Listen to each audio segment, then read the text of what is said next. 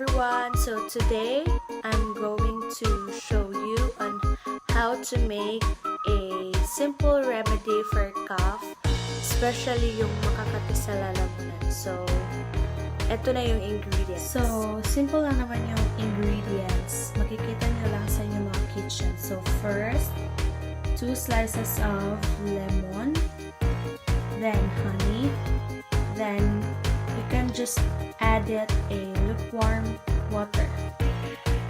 So, ayan. So, first, lalagay lang natin yung lemon.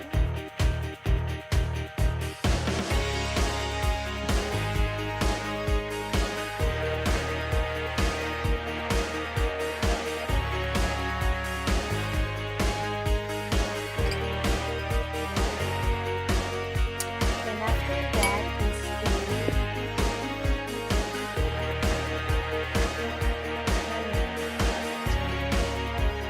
can add it 2 to 3 teaspoons of honey.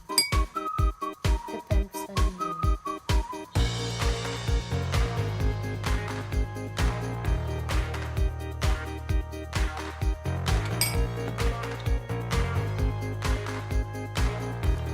And lastly,